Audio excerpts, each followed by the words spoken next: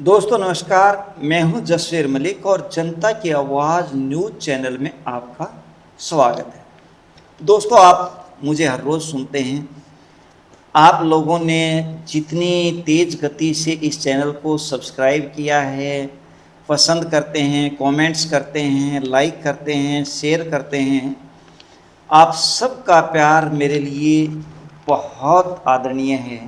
और मैं उम्मीद नहीं कर सकता था कि कितने कम समय में आपने इस चैनल को इतना अच्छे से आगे बढ़ाया और इतने अच्छे से आप इसको प्यार देते हैं, स्वीकारते हैं और देखते हैं। हर एक वीडियो पे आप लोग कमेंट्स करते हैं, हर एक वीडियो को आप ध्यान से देखते हैं और बहुत सारी वीडियोज़ को आपने हजारों में और लाखों में भी पहुंचाया है। ये अपने आप में एक बहुत बड़ी अचीवमेंट है। दोस्तों आज हम चर्चा किसी की भी नहीं करेंगे, केवल अपनी करेंगे। मैं आज चर्चा केवल आपकी कर रहा हूं और आपने इस बात को बहुत गौर से देखना है, ध्यान से सुनना है। दोस्तों जब आप छोटे थे, एक बार कभी माँ के पास, बाप के पास बैठना, यानी माँ बाप के पास, जो आपके पिताजी हैं, आपकी माताजी हैं, उनके पास बैठना और उनसे चर्चा करना, और कभी शीशे के सामने खड़े होकर के अपने को भी निहारना। दोस्तों जब आप अगर लड़की हैं, मतलब लेडी हैं, महिला हैं, तो आपको माँ ने जब गोद में खिलाया था तो बोला था कि मेरी रानी बिटिया, मेरी रानी बिटिया, मेरी रानी बिटिया। और अगर आप पुरुष हैं, जेंट्स हैं, तो आपको माँ ने गोद में खिलाते हुए, बाप ने गोद में खिलाते हुए कहा था, मेरा राजा बेटा, मेरा राजा बेटा, मेरा राजा बेटा। अब सवाल आता है कि जब माँ बाप ने आपको गोद में खिलाते हुए रानी बिटिया और राजा बेटा बोला, तो उन्होंने तो अपना फर्ज पूरा कर दिया।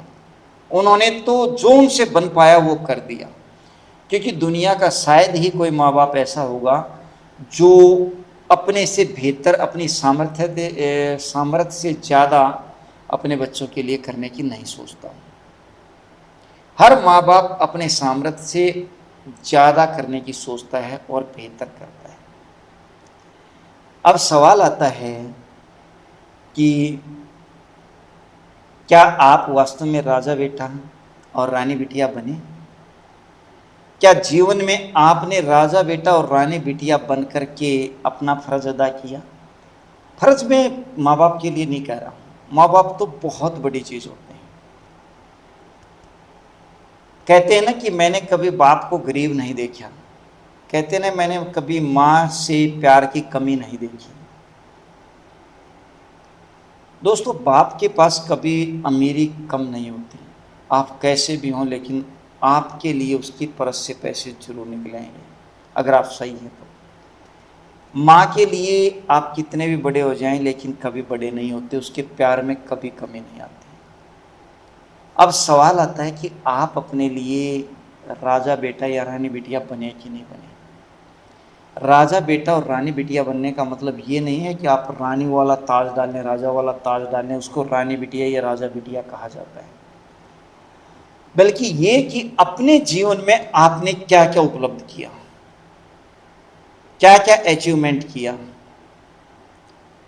क्या आपने जो सपने आपके माँ बाप ने देखे थे वो पूरे किए, और क्या जब आप शीशे के सामने खड़े होते हैं तो क्या अपने आप को आप एक सफल लोगों की श्रेणी में गिनते हैं, कामयाब लोगों की श्रेणी में गिनते हैं, या एक भीड़ का हिस्सा बन करके आप भी एक अंधी रेस में चले हुए हैं और आपने अपने लिए कोई लक्ष्य लिया, आपने अपने लिए कोई ड्रीम बनाया, आपने अपने लिए कोई अचीवमेंट की सोची, या किसी ने आप पे कोई ताना कस दिया या व्यंग कस दिया कि आप ये बन के दिखाएं तो हम जानें, क्या वो सब आपने अचीव किया? और क्या आप अपने को सफल लोगों की श्रेणी में मानते हैं? और क्या आप वास्तव में सफल हैं? अपने जीवन में आपने क्या किया है, एक बार ये अपने आप से पूछें। और कमी रह जाए तो एक बार गौर करके देखें कि आप राजा बेटा और रानी बिटिया जब थे, छोटे थे, तो कहां आपसे चूक हुई है। क्योंकि सूरज हर किसी के लिए एक जैसा निकलता है, चंद्रमा हर किसी के लिए एक जैसा है, पृथ्वी हवा गगन नभ सब हर किसी के लिए एक जैसा है। सिर्फ जरूरत है तो हमें निर्णय लेने की, मेहनत करने की और लगातार करने की, अनुशासित बने रहने की। टाल मटोड़ जो सबसे बड़ा दुश्मन है आपका अपना, उसको दूर करने की, मूर्खतापूर्ण निर्णय को हटाने की और लिए गए अपने निर्णय पे अडिग रहने की।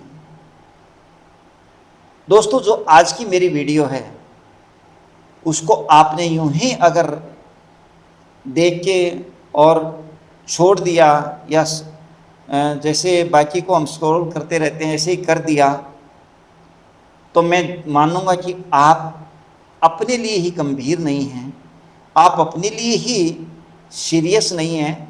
तो आप दुनिया से कैसे उम्मीद कर रहे हैं कि दुनिया आपके लिए सीरियस होगी?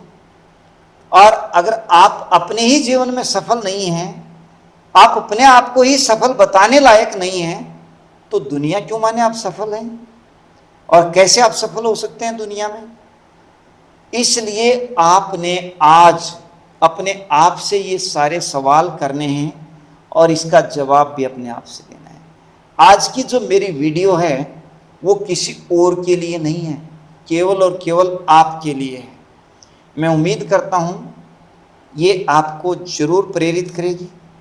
इस वीडियो को अच्छा लगे तो और लोगों को शेयर करें, लाइक करें और हमारे लिए भी सुझाव दें, हम भी और बेहतर क्या कर सकते हैं, हम भी बेहतर करने का प्रयास करेंगे।